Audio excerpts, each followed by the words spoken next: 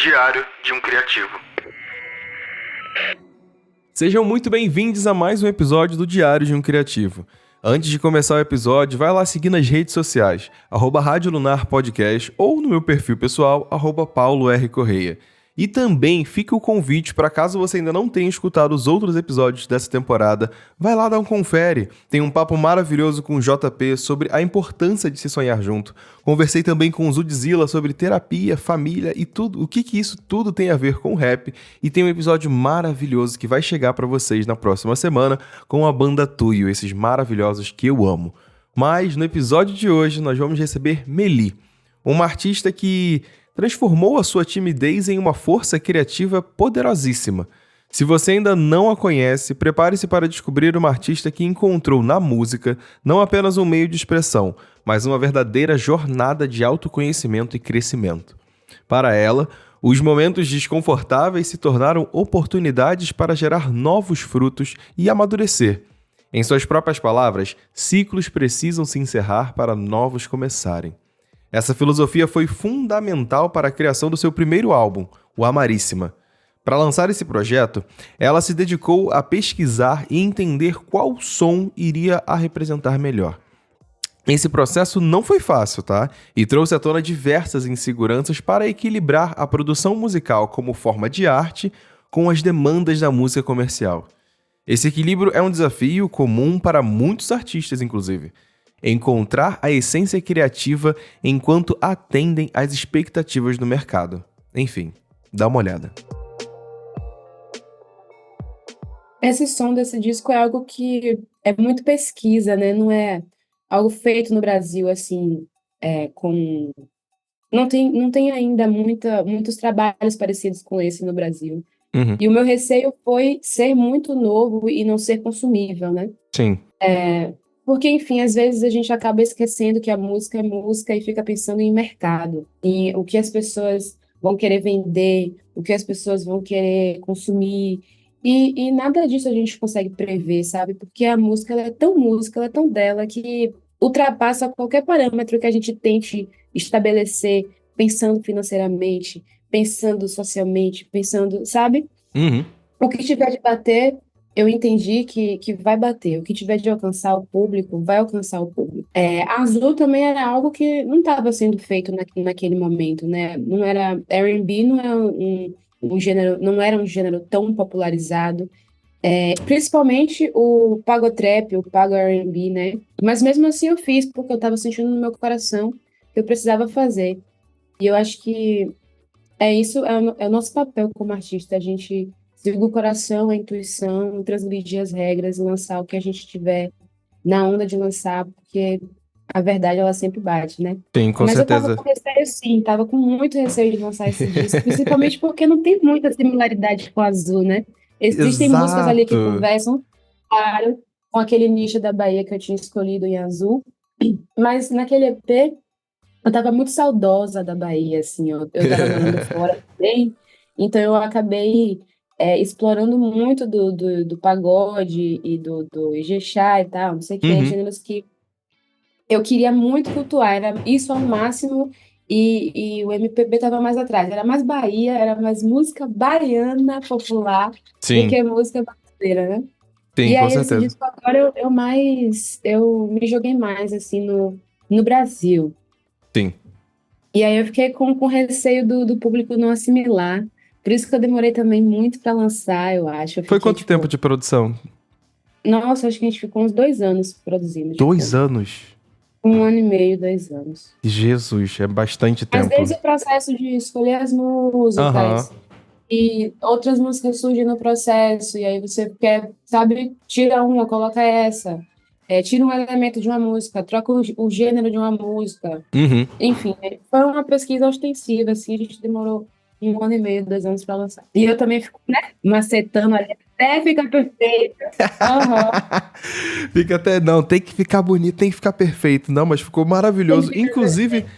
uma coisa que é interessante parar pra pensar, né?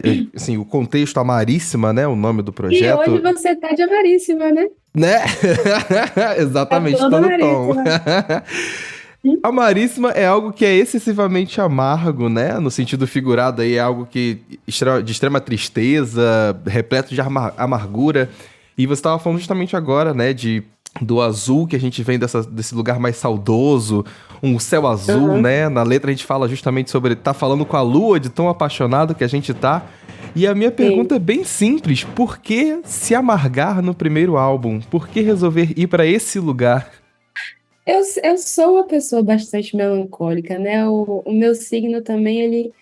Meu signo é desgraçado. O câncer, assim, ele me leva para uns lugares de drama que eu não queria que ele levasse, mas eu acabo sendo influenciada. E como eu quis ser verdadeiramente eu nesse primeiro disco, eu achei que valia a pena falar um pouquinho sobre o que eu estava pensando, evoluindo, o que eu estava sentindo no momento. E como é isso, eu sou muito nova na música, muito nova como pessoa também, muito nova de idade, eu senti que eu precisava evoluir, e numa epifania, assim, de qualquer dia, eu relacionei o amargo a essa evolução. Essas experiências desconfortáveis que eu citei aqui, Uhum. esses ciclos que a gente falou que tinham que encerrar, a saudade que eu senti demais durante muito tempo, quando eu morei fora do meu estado, senti da minha família, senti da minha ex-namorada que eu tinha na época. Sim. Enfim, eu sempre fui uma pessoa muito da melancolia mesmo e do drama, então, como eu queria ser verdadeiramente eu acabei falando muito sobre o amargo. Surgiu a raiz, Resolveu ser canceriana. resolvi ser Nada. canceriana. Não, tá certa, tá certa. É uma forma de se tratar o amor e acho interessante você, a forma como você associa talvez o amadurecimento, né, com o fato de que às vezes para você crescer, para você expandir, você precisa ter vivências que sejam um pouco mais duras, né? E boa parte das músicas, inclusive, se eu não me engano, todas, né? Você faz a composição em parceria com outras pessoas. Então, acredito que alguns relatos dali partam de vivências pessoais suas, né? Processos pelos quais você teve que passar, né? A grande maioria, como eu também escrevo muita poesia, né? Uhum. Não só música musicada, mas mais poesia.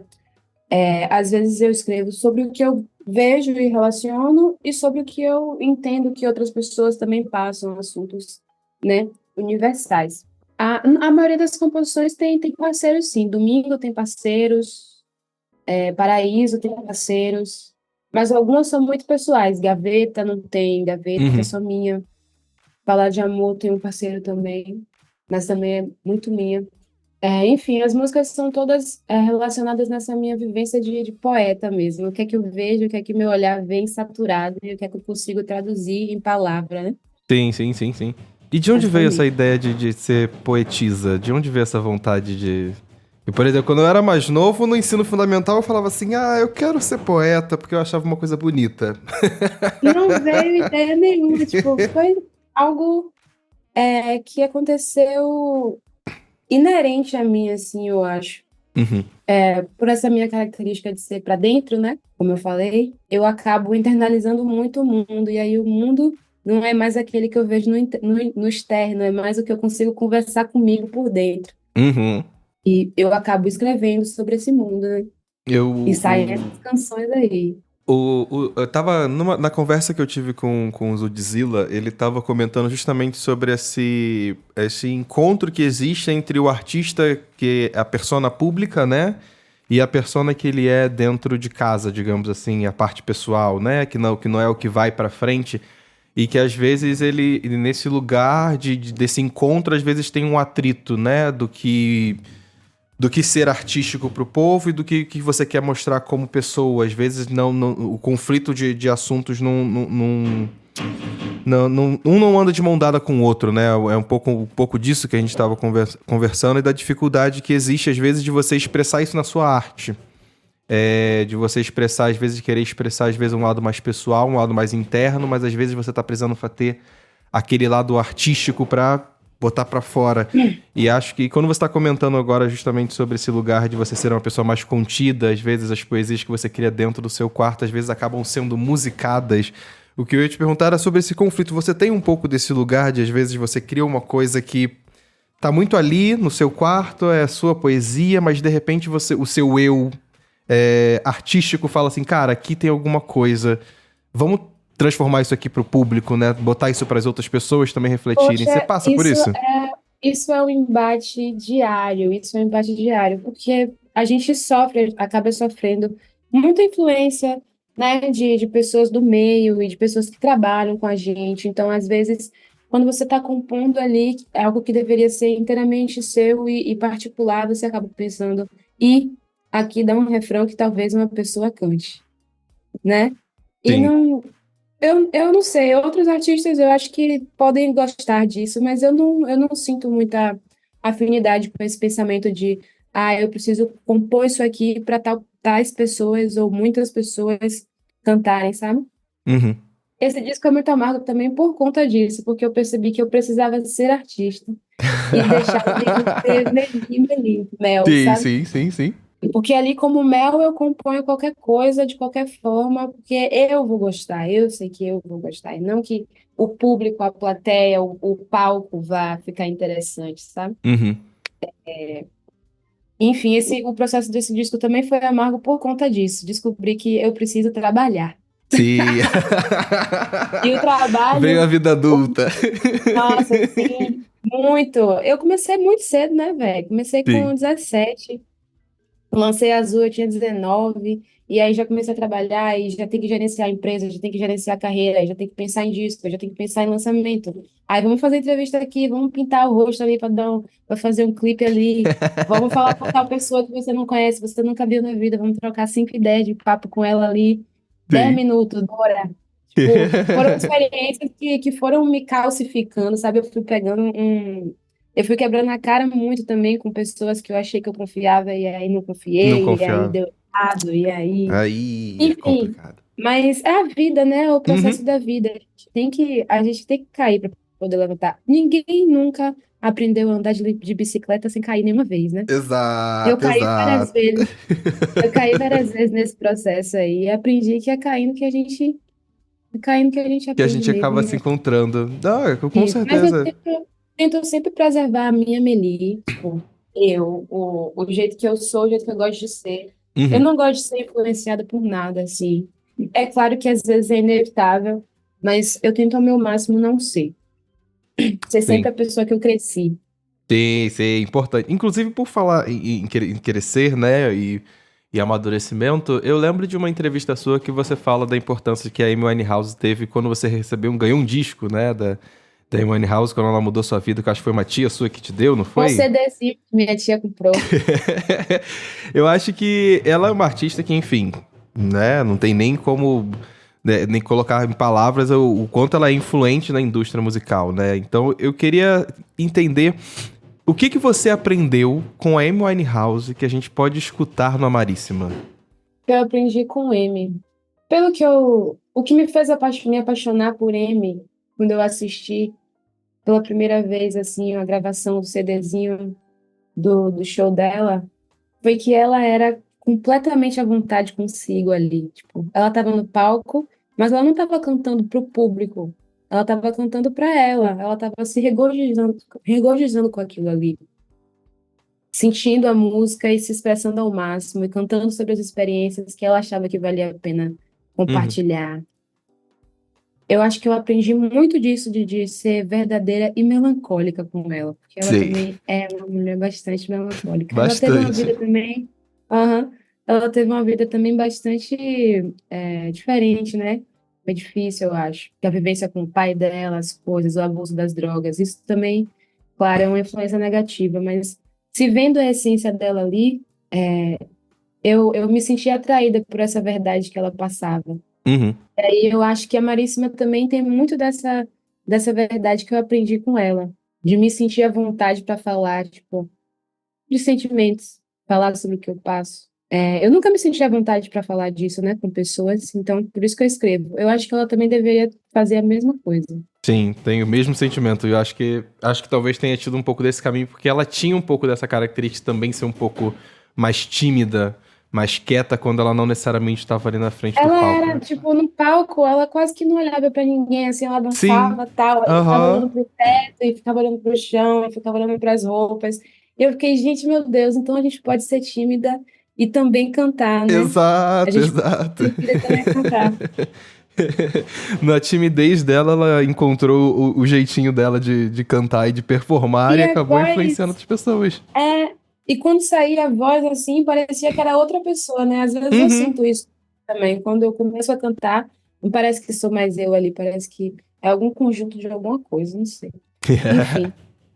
E falando das músicas da Maríssima, a gente fala muito de amor, e logo na primeira faixa é sobre isso, né? É falar de amor. É um trabalho, inclusive, que você fez com os meninos de Caps. E eles foram. O primeiro show que eu assisti seu foi no Afropunk, em que você se apresentou com os meninos.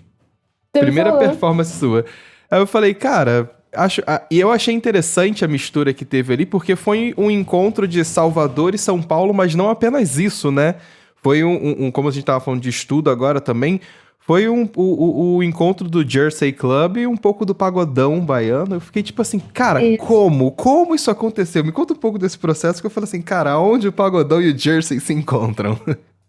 Então, eu tinha falar de amor, para falar assim do processo de produção dela, eu iniciei ela sozinha, como eu começo a maioria das canções. Eu pego, gravo a composição, às vezes se eu tenho alguma ideia no violão, eu gravo o violão, ou se eu tenho ideia no teclado, eu gravo o teclado. Dessa vez eu gravei a voz, coloquei um sample de teclado, e aí gravei uma bateria por cima. E eu gostei da música e mostrei a dois amigos parceiros meus, Theo Zagrai Uhum. e Marcelo Delamare. E aí eles gostaram, terminaram um esboço, um esqueleto de produção comigo, mas não tinha nada a ver ainda com o Jesse, não tinha nada a ver ainda com o Pagodão, a gente não tinha tido essa luz ainda na cabeça. Quando eu conheci de fato os meninos do Kevs, porque a gente tocou aquela vez no Afropunk, aqui em Uhum. Salvador, mas foi bem breve, não nos Sim. conversamos. Quando a gente acabou fechando a produção dessa faixa, que eu conheci eles mesmo, a gente foi conversando sobre a faixa e tudo, e eles tiveram a ideia de colocar o Jesse. Quando o Jesse estava tocando, eu senti vontade de tirar um bumbo de um lugar. Nessa que eu tirei o bumbo é o tan, tan, Sim, tan, sim, sim. tan, tan, tan. Que eu tirei o bumbo do lugar, ficou parecendo um pagode. Tan, tan, tan, tan, tan, tan, tan, Você falou, ué, já tan, escutei tan, isso tan, antes. tan, tan, tan, tan. Aí eu falei, gente, deixa assim o bumbo nas partes do refrão aí, vamos fazer essa brincadeira. Tipo, ninguém vai perceber, mas foda-se, vamos deixar. Vamos fazer essa brincadeira com o Jesse e com o pagode. E aí rolou isso, falar de amor, virou essa junção, essa conversa entre o Jesse e algo que é muito baiano, né, que é o pagodão. E eu Sim. sempre tento fazer isso, não porque eu tipo, fico pensando, eu preciso fazer isso, mas porque, porra, é tão parte de mim que Uhum, às uhum. vezes acontece assim, tipo, espontaneamente, e eu deixo rolar. São umas Eu misturas que às gosto. vezes aparecem pra gente assim, a gente fala assim, cara, essa mistura aqui tá interessante. Vou mexer um pouquinho aqui pra ficar melhor. É, eu Eu gosto. gosto. Eu gosto muito, inclusive, eu gosto muito dos meninos os meninos do Caps tocando. Acho que me chamou muita atenção aí os sets dele aqui, quando, enfim, eles são daqui de São Paulo, então de vez em quando tem muito evento que eles acabam cruzando, tocando. Eu falo, cara, do nada, eles metem um Jersey, do nada um funk, e de repente um pagodão. Eu falo assim, cara, Eles são ótimos. a cabeça vai assim, ó, em lugares que a gente não espera.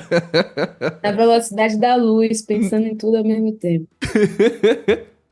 Olha, inclusive quando eu tava pensando aqui na pauta pra conversar com você, eu escrevi a seguinte frase, porque, enfim, eu sou um pouquinho fã da Beyoncé.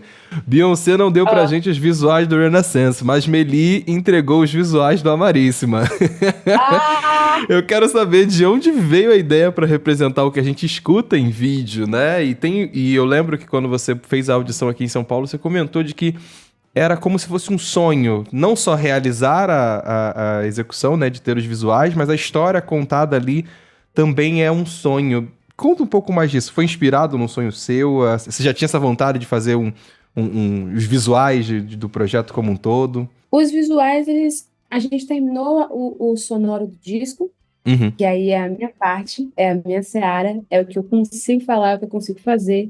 Eu penso muito musicalmente, mas visualmente eu preciso de parceiros para conseguir esquematizar e montar o quebra-cabeça todo. Eu Sim. sabia do que eu queria falar, eu sabia o que eu queria passar, que é essa representatividade minha como mulher preta, negra, baiana, vivendo em Salvador, é, vivendo uma experiência lésbica, né? Uhum. Que é o disco todo, ele perpassa por isso. Que, enfim, eu não queria mentir. Eu não sei ainda se eu sou lésbica, na verdade, mas enfim, esse disco ele foi lésbico. Tem, sei. E aí, eu me juntei com o Ed para criar essa narrativa junto com o disco. Eu fiz, ó, Ed, escuta aqui esse disco. Qual é a história que você visualiza?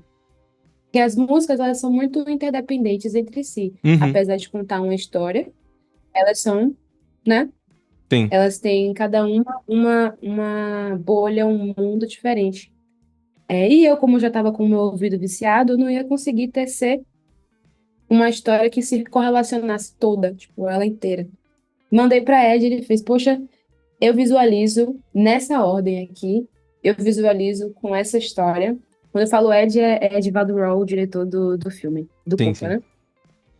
Eu sinto essa história aqui, eu acho que a gente podia contar desse jeito. O que é que você acha? E aí eu falei, porra, perfeito. Até o nome da personagem que ele criou, não fui eu que criei esse nome, foi ele que trouxe a Mara. Eu me apaixonei, fiz, meu Deus, faz total sentido. A cena de bye-bye no final, começar Que é linda. com falar de amor daquela forma, numa casa, a gente sentindo calor e querendo se ter e não podendo se ter. Enfim. E eu não sabia que a gente ia ter o orçamento e a capacidade para fazer um curta. Então, de fato, ali eu fiquei muito, muito feliz de conseguir traduzir essa história sonora, porque eu Uhum. tinha pensado de sonoro, completamente fidedigno pro visual, assim. Tem. Ed arrasou, a equipe toda dele Ficou arrasou. maravilhoso, maravilhoso. Bom, nossa, Camila também, a atriz que, né, Que tava ali com. Era o contracenou comigo seu nesse para filme. amoroso. Uhum, nossa, perfeita, ela fez a Mara perfeita. E eu contar essa história, eu fiquei muito feliz de ter uma super produção Uhum. dessa para contar uma história lésbica, assim, para contar uma história preta lésbica, que não é algo que a gente vê muito, que tem muita representatividade. A gente não, Exato. isso não alcança a gente, né? Isso não é dinamizado, não é disseminado. E a gente Uhum. precisa, tipo, se eu tivesse agora 17, 16 anos e visse isso no YouTube, eu ia ficar completamente apaixonada, eu ia sentir que, meu Deus, então tudo bem, tem É gente que é possível, dessa né? forma também. Então Uhum. eu também posso ser o que eu sou sem me cercear, né? Eu também posso gostar de assistir isso aqui, ser isso aqui e vibrar por isso aqui, sabe? Sim, com Eu fico certeza. feliz de estar fazendo a minha parte nisso, de ter Eu, conseguido realizar isso aí. eu acho que é bonito ver. Foi interessante assistir. Eu acho que você deve ter se divertido sendo um pouco atriz. Gostou de brincar de atuação? Não, não, eu Mentira! não, ó, mas é porque eu não sou pra dentro, né? Então eu tive que, tipo assim, como é algo, quando eu acredito em alguma coisa, eu me jogo sem ficar me podando. Sim. Mas eu não gosto de me expor assim. Então por dentro eu estava morrendo lentamente. Por fora eu estava, não, topo tudo, vamos nessa. Let's Eu fico go, nua, vambora! vamos nessa, eu fico nua, eu beijo ela, eu faço tudo, vamos acontecer e tá bom. Mas foi uma experiência desafiadora, assim, eu não tava com isso em mente para fazer, não. Só que eu peguei gosto, eu acho. Você curtiu? Foi divertidinho ali. Foi um começo. Foi uma adrenalina, foi uma experiência nova que eu precisei viver, Uhum. né? É bem, Porque se fosse para escolher sim ou não, eu falava, não Não, é que não. isso, não, tô fora. Eu acho que Não tinha possibilidade de eu não. acaba sendo uma experiência muito boa quando você para pra pensar que é literalmente você se desafiando, aceitando um desafio pra si, enquanto você tá fazendo uma coisa que já é desafiadora, que é lançar um primeiro álbum, sabe? Uhum, É desafiador você abraçar esse lugar. E agora você estava comentando sobre justamente as vivências queer que você traz ali no projeto. As músicas você passa desde você ensinar como não se relacionar, às vezes, de dar dicas sobre a importância de, sei lá, de despir de certas questões pessoais para você ser banal e viver o romance ali. E você vira uhum. uma conselheira amorosa para muitas gerações. E você estava comentando justamente sobre agora. Eu queria que você falasse mais um pouquinho, porque tem esse recorte importante na vivência que tá sendo retratado ali, porque são afetos queer, sabe? Você tá sendo uma mina preta, falando sobre seus afetos, e que tem uma importância muito grande nisso. Você consegue enxergar essa importância na sua arte, chegando pra essas outras pessoas que olham pra ela e falam assim, cara, eu tô vendo possibilidade de eu ser a partir disso aqui que eu tô consumindo? No alto dos meus 22 anos, o que eu sei falar até agora é sobre o que eu mais tenho afinidade. Desde pequena eu sempre fui muito amorosa, eu sempre cultuei esse Deus que é o amor, assim. Eu Uhum. entendi que amando ele, eu conseguia ser amada de volta. Sendo empática, eu conseguia sentir a empatia de volta. Eu sempre tento vibrar o máximo do que eu quero que volte para mim. Sim. Foi isso que eu aprendi, assim, com a minha vida até agora, nos meus 22 anos. Então, eu tento sempre ser verdadeira para o verdadeiro voltar a mim, sabe? Eu Uhum. tento sempre falar sobre esse amor que vibra na cor que ele quiser vibrar, para o que for voltar, voltar para mim com a mesma intensidade, com a mesma veracidade, sabe? Eu Uhum. acho que a gente precisa se expor, os artistas, a gente precisa se colocar nesse lugar de transgressão, para isso não ser mais tão contra as regras assim. Como é que eu posso dizer? Falar sobre o amor lésbico não é algo que apeteça muita gente, mas tem gente ali que precisa ouvir aquilo. Tem gente ali Sim. que, como eu, há 5 anos atrás, precisava de alguém que vibrasse o amor dessa cor para entender que, poxa, então eu também consigo vibrar com uma cor similar. Sim. Eu consigo amar de forma similar, eu consigo ser de forma similar, e tá tudo bem, eu tô vendo que ela tá fazendo isso e tá dando certo, então eu também posso ser feliz dessa forma. E às vezes eu troco essa conversa com muita gente e eu nem faço ideia. Às vezes chegam pessoas para mim, tipo, Meli, eu acordo de manhã, escuto suas músicas e eu sinto que eu consigo fazer tudo. Eu sinto que eu consigo levantar. Enfim, tem gente com problemas muito assim que eu não tinha ciência de que minha música poderia ajudar, Sim. sabe? Sim. E é por isso que a gente tem que ser sempre o máximo da verdade da música possível, porque é para isso que ela serve. É um veículo de.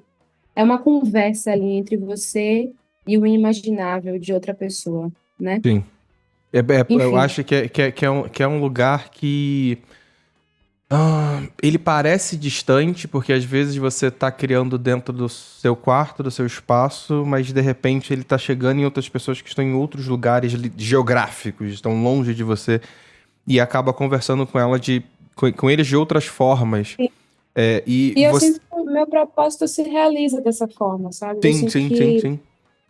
eu faço algo diferente no mundo, eu faço alguma diferença no mundo. Eu não faço música só porque eu quero ser famosa, eu não faço música só porque eu quero dinheiro. Não é o objetivo para mim. Não Uhum. é esse lugar de música que eu vivo. O lugar de música que eu vivo é justamente externalizar aquilo que eu quero atrair, né? Eu quero Sim, atrair o amor, eu quero atrair a bondade, eu quero atrair a musicalidade e a sensibilidade ao máximo. Então, eu me exponho dessa forma, eu transgrido dessa forma. Eu me coloco fora da minha zona de conforto dessa forma, para que outras pessoas se sintam confortáveis assistindo, né? sim. Para que outras pessoas consigam se consolar com as músicas. Às vezes são experiências que eu não passei. Falar de amor não é uma experiência que eu passei, é uma experiência que eu vi acontecer com outra colega minha. Mas falando daquilo ali, eu entendi como é que se vive. Sim. E as pessoas que escutaram sentiram também o que deveriam sentir. Enfim, essa troca invisível sempre me deixa com vontade de fazer mais. Sim, sim, sim. Eu acho que esse termo que você falou é preciso, né? É uma troca invisível que às vezes a gente não é palpável porque a gente não imagina que ela possa acontecer, né? Sim, E a gente estava comentando sobre a importância tanto do recorte queer, tanto falar de afetividade, tanto falar de amor. E eu acho que tem uma pessoa que também participa, que também é dessa nossa comunidade, que também está inserida ali no disco. Temos a Lineker numa das faixas que eu acho que é uma das mais sexys do projeto. E eu queria saber como se deu esse encontro, como foi trabalhar com uma Grammy Winner. Eu ia perguntar assim, você não ficou nervosa com um mulherão daquele ali? Não, velho, nossa troca foi tão sincera, assim, tipo, eu lembro que eu lancei Azul, e aí eu acho que ela escutou e gostou, e postou no Instagram, e a partir daí a gente começou a se relacionar. E aí eu conheci Lineker como pessoa, né? Uhum, Não como dois empresários juntando a gente, vamos se conversar sobre música em sentido empresarial. Não foi uhum. isso, foi muito no sentido da arte mesmo acontecendo ali. Tanto Lineker, quanto Lued, quanto Russo, quanto Xenia, são artistas que chegaram para mim de uma forma muito, como é que eu posso dizer? Da arte mesmo. Sim. A gente chegou ali para trocar sobre arte, para sermos poetas juntos. E aí eu postei um dia 10 minutos no Story. Não tinha esse nome ainda, 10 minutos. Eu só tava tocando violão aqui e aí saiu uma parte dessa música. Uhum. E eu postei, ela ouviu, curtiu, ouviu no meu story, falou assim: Poxa, Meli, me manda aí no WhatsApp pra eu poder Olha. escrever alguma coisa assim. Gostei muito dessa música. Eu falei: É mesmo? Aí peguei e mandei pra ela. Ela me mandou um áudio assim, cantando a capela: Nada sem querer, eu faço tudo na Ai, que intenção. tudo, imagina que tudo, cara. Receber um áudio É, desse. aí, aí eu falei: Pô, amiga, tá lindo, tá foda. Eu vou produzir, o que é que você acha? Só pra gente ver como é que vai ficar. Aí ela vai se joga e não sei o quê. Aí eu produzi, fiz um esqueleto assim, botei minha voz, mandei pra ela, ela curtiu. A gente gravou e foi isso. Foi rápido a gravação. Vocês dois chegaram a dividir estúdio juntas? Foi rápido a gravação? A gente gravou juntas, gravamos vozes no mesmo dia, mas a gente não participou juntas assim no processo de produção, porque eu Uhum. aqui em Salvador, ela em São Paulo, a gente não conseguia produzir juntas, né? Sim. Era mais difícil. Mas o importante foi que ela gostou da produção de toda Sim. forma, e aí quando a Sim. gente foi gravar a voz junto, a sinergia foi muito tranquila, foi muito fluido também. Todas as músicas do disco foram muito fluidas. Eu gosto muito da harmonia da sua voz com ela. Achei que foi uma coisa muito bonita, de verdade. Eu falei assim, cara, funcionou demais, sabe? Não, aquela coisa que é um feat Sim. que às vezes a gente não pensava sobre, e quando ele aconteceu, você fala assim, caraca, faz sentido, sabe? Duas cancerianas, né? Aí, ó, viu? Duas Duas cancerianas falando cancerianas. sobre. Duas cancerianas falando sobre a falta que se faz um amor tão perto. Um dengo, Não tinha né? como É sair isso. de outra forma. Exato, não tinha como ser outra coisa. Não tinha como ser outra coisa, não tinha. Exato. Olha, e indo aqui já para nossa reta final, eu acho que a minha última pergunta, ela tem muita relação com o final do álbum, né? No final do projeto é uma despedida, né? O bye-bye, com direito até um poema, eu diria até melhor, né? Não é nem um bye-bye, não é nem uma despedida, é um até logo, acho que eu vou colocar dessa forma, já que, né, nós, ouvintes, fãs, a gente quer escutar mais de você no futuro. E mais o Amaríssima, ele Mas por chega. enquanto tem que escutar esse disco Isso aí, aí. gente. Você que tá escutando a gente agora, dá muito play, por favor, na Marissa pra ter mais no futuro, tá? É isso. E o álbum tá chegando ao fim, a gente tá falando de ciclo se encerrando, né? E eu acho que o ciclo do ouvinte, né? A trajetória dele contigo ali naquela narrativa tá chegando ao fim e você fala, logo na música Bye Bye, você já começa com Ela não soube ouvir tudo que eu prometi e cumpri. E a minha pergunta era até um pouco quase que poética, né? Qual a mensagem que você quer que seus fãs tirem desse projeto? Que você quer que eles saibam e escutem de verdade? A mensagem de Amaríssima, eu acho que às vezes a gente fica muito decepcionado e revoltado com esse amargo todo que a gente vive, né? Com essas partes que não são tão doces, com essas partes que a gente acaba literalmente se estrepando, né? Hum, Mas acho que a mensagem desse disco é entender que a gente precisa viver isso, né? tem. Ver a beleza da feiura, né? A beleza do ciclo se encerrando, a beleza da saudade, a beleza da falta, a beleza do cair, a beleza do estresse, até a beleza da ansiedade. Às vezes, tudo que é ruim não é de todo ruim, né? Acho que a mensagem é essa. Aprender um pouquinho com esses erros, porque senão a gente não consegue acertar, né? Exato. Naríssimo é isso. Eu gostei, gostei. Acho que é através de um pouco da amargura, a gente acaba crescendo e expandindo os horizontes do que a gente pode querer pro nosso futuro, né? Porque a gente pode querer Sim. fazer e produzir. É porque às vezes a gente só quer o doce, né? Como somos humanos, a gente só gosta do que traz felicidade. A felicidade é o Exato. máximo. O objetivo do ser humano é gozar ali aquela velocidade incrível, sabe? E se a gente não entende que existe uma importância enorme nesse amargo, nesse errado, Uhum. a gente não consegue nem desfrutar o máximo potencial da felicidade, né? Se a Sim. gente não passa por um fundo do poço, Como é a que a gente gente vai não saber consegue como é que é o chegar. topo? Como é que é aquele. Se a gente não passa por esse fundo do poço, como é que a gente vai saber como é que é aquele amor que está lá em cima da colina? Ou Exato. como é que a gente vai se orgulhar daquilo ali, né? Sim. Com o máximo potencial de. Enfim, é sobre isso.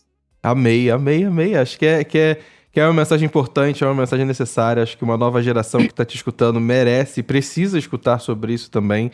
Acho que você, como Uhum. como persona, tanto pessoa física quanto artista que sobe no palco, é de uma tremenda importância pro mercado nacional hoje em dia, de impacto, de voz, de sonoridade, principalmente, de querer brincar e, como você mesmo disse aqui na nossa conversa, e desafiar a fazer coisas que trazer narrativas e fazer coisas que às vezes ninguém pensou, às vezes só quis mudar, às vezes só quis ser você mesma e em algum outro lugar alguém se identificou.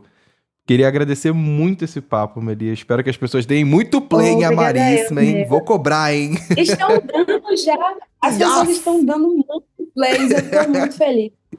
É isso aí, Em meu menos amor. de, assim, coisa que eu nunca tinha esperado, em menos de um mês já, um disco com 1 milhão, agora já vai bater 2 milhões, daqui a pouco já vai estar 3, 4, 5, 6, É isso misericórdia. aí. Axé. Eu tô muito feliz e, assim, eu fico feliz não só de falar sobre essa minha verdade pessoal, mas como também de levar a minha cultura junto, levar a minha cultura junto. Sim, Dos meus propósitos como musicista, como artista também, é mostrar que a gente também pode ser popular, né? A música que não é a ortodoxa ali, a música que não é o centro, o que não acontece no Sudeste, também é o que pode ser dinamizado para o Brasil. Acho que exato. a gente precisa voltar a esse olhar, levantar essa bandeira. Eu levanto essa bandeira sempre, porque eu vejo muito potencial popular em vários artistas daqui e que só não têm o acesso porque a máquina não gira aqui, né? A Uhum. máquina gira em São Paulo, a máquina gira no Rio, a máquina gira em pontos e lugares específicos e a gente tem que mudar isso, a gente tem que transgredir isso, a gente tem que não só falar de representatividade pessoal, não só falar de representatividade, sabe? Essa questão da minha imagem como mulher preta, mas também como baiana, como musicista soteropolitana. Eu tento sempre elevar essa minha cultura, é um dos meus sonhos. Eu acho que e está sendo feito de uma maneira graciosa e maravilhosa, com toda certeza. Acho que o que a gente vê nessa última onda de artistas que são de Salvador, que vêm de Feira de Santana, por exemplo, que são artistas novos e novos de idade, também de carreira, eu acho que eles são. A sensação que eu tenho quando eu escuto é de que é um frescor. É de sair da mesmice, sabe? Da gente ver que tem outros pontos, outros polos criativos aqui no Brasil que estão fervendo de cultura prontos pra, tipo, Muito, BUM! muito, Sabe? muito.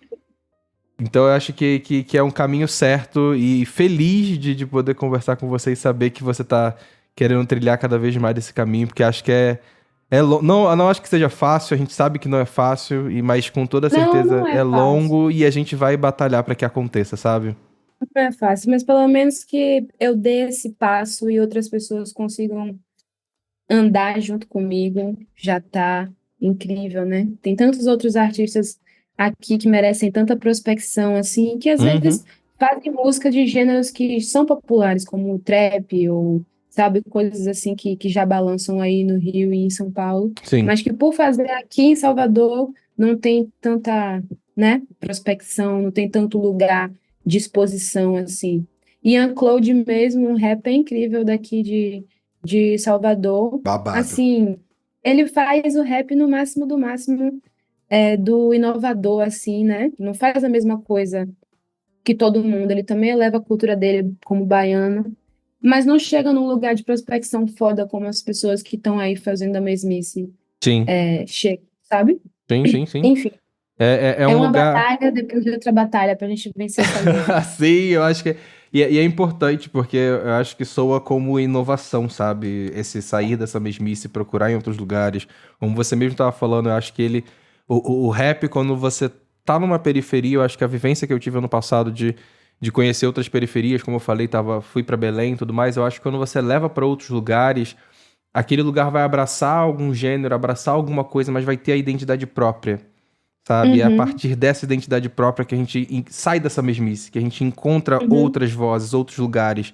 Eu acho que isso é primordial quando a gente tá falando de arte, primordial quando a gente tá falando de cultura. É uhum, entender que, às vezes, a cultura do funk, quando tá aqui, é uma coisa, mas quando ela tá chegando em Salvador, ela vira uma coisa completamente diferente, que tem o funk ali, mas tem a cara de quem tá ali de Salvador.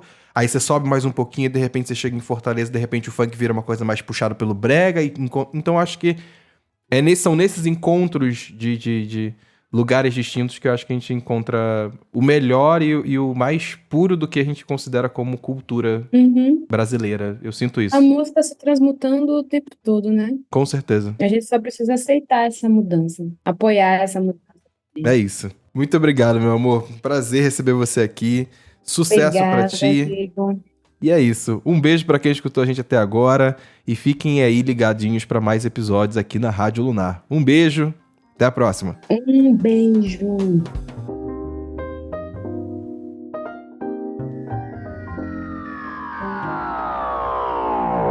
E você escutou mais um episódio produzido pela Rádio Lunar.